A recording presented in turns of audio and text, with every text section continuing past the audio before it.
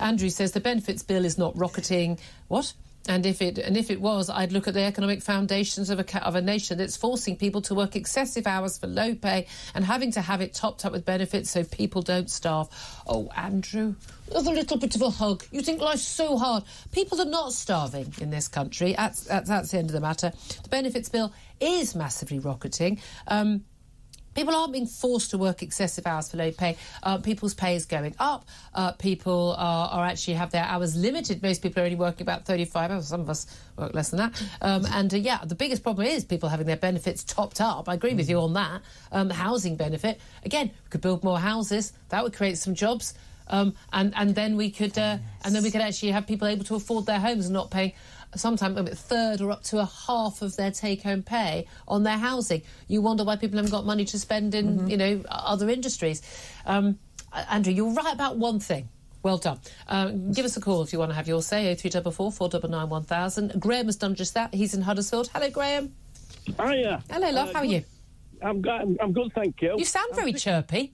I am chirpy. I've always been chirpy. Love it. I'm 67 years old. I've been retired 2 years. Yeah. But for 50 years, I worked without claiming benefits. I've just lost my mother, 89-year-old, 2 weeks ago. Sorry. It's okay. She's dementia, and it's a blessing. Yeah. Now, when she was 72, she struck down with a bit of cancer, and she'd never claimed benefits in her life. And I said, "You've got to stop working, Mum. You've got to stop working. She says, "I've got to pay my rent. I've got to pay your rent. Somebody else can pay your rent now, Mum. You're cool. You've done your bit. You've done your bit." And she was disabled all her life. But she was too proud. But this is the thing, and there are people like that who are not getting the help they need, not claiming the help they need and they're entitled to, and we'd all be happy to help with. And then you get some sort of scroty 20-year-old going, "Oh, so I should get a job."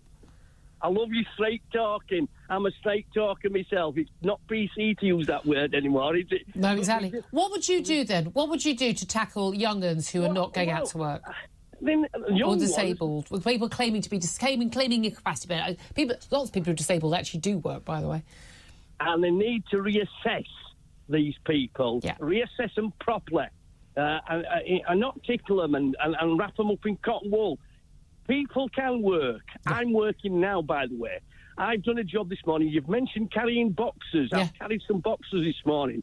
I've earned a few quid more. She wanted to give me 100 quid. I said, "I'm not taking 100 quid off you for carrying 8 boxes from one house to another."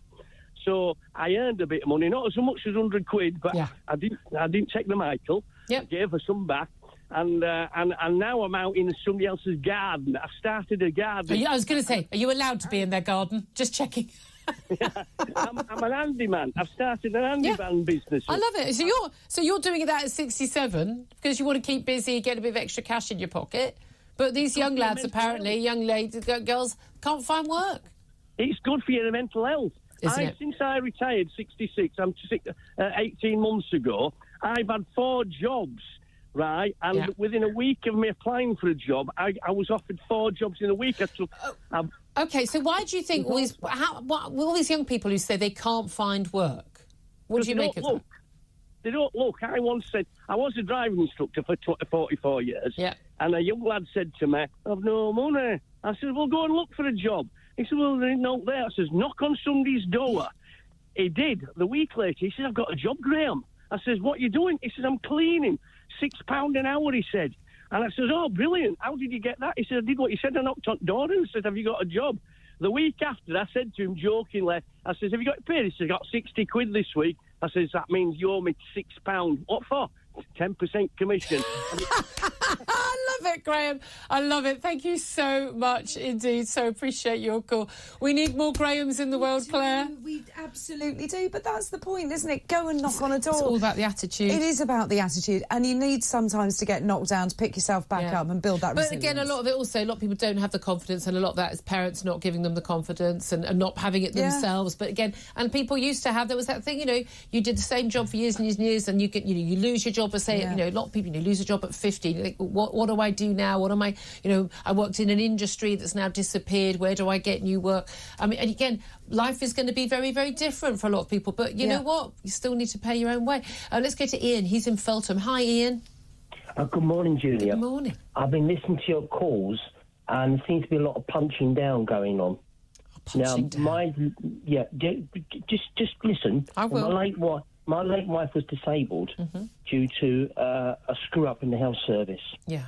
And it took her 18 months to recover. And she got back to work, but she had difficulty walking. But she was a manager for social services.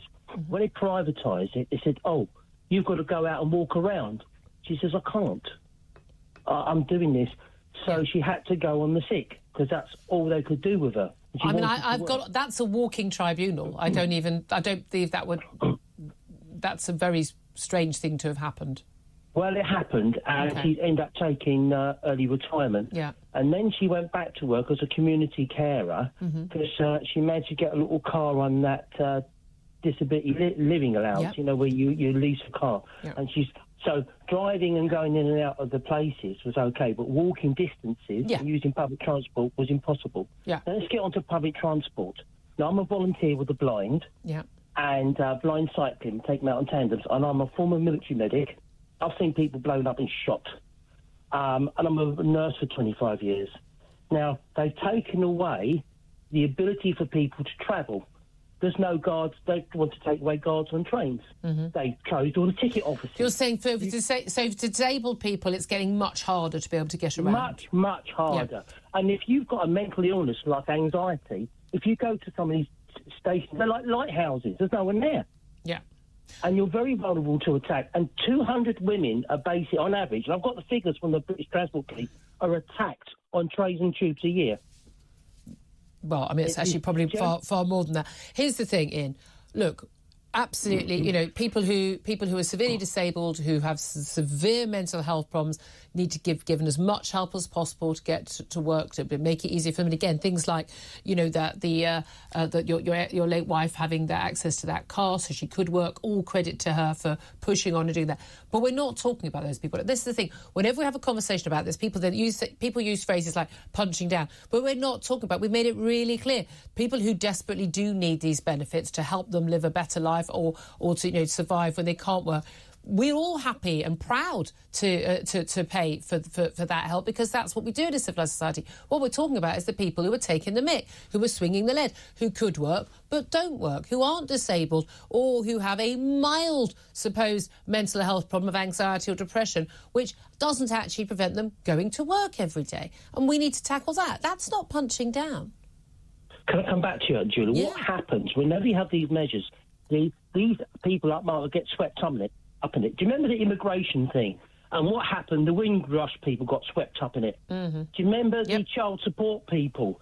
Deadbeat dads, and it was the dads who were actually paying. They're the ones, because they were easier to tackle. So it never works, Julia. But no, here's the thing. We can't have a situation where, we won't tackle millions of people who could be working but aren't because a few other people might get. Why don't we just try and do it better? Have a good appeals system. Make sure we've got full transparency to make sure that we don't get things wrong. I mean, there are always going to be people who get caught up in either direction wrong, and we need to make sure we can, we can help make sure those cases don't happen or happen at a minimum or are rectified. But that's not an argument not to try, because there will be more help for the people who are disabled, who genuinely need help, if we had a bit of spare money, because we had more people paying tax and fewer people claiming benefits. But where's all the apprenticeships gone? Well, they're expanding apprenticeships. The European Union destroyed them. The European Union destroyed them. So we should be recreated. No, Britain destroyed them. British governments made those decisions. British employers. That's different, I'm afraid. But their apprenticeships are definitely coming back. But again, not everyone needs to have an apprenticeship. Not everyone needs to be skilled up in that way. They just need to go to work and do a job to pay their bills and not expect everyone else to, in my view. Ian, I really appreciate your call. You've made a lot of really interesting points. Claire, your reaction to what Ian had to say? Is it punching down? No, I don't think it is. I think that we want to encourage people to be economically active for their own benefit, for our benefit as a country. And if you're looking to grow the economy, you need people in work. It is quite simple. Cannot pick and choose. We have a fertility crisis, which we're going to have more and more people living longer, which is a good thing, and people are having fewer kids, and we need as many people as possible of working age to be working. 11:34 is the time. We'll take a break. Up next.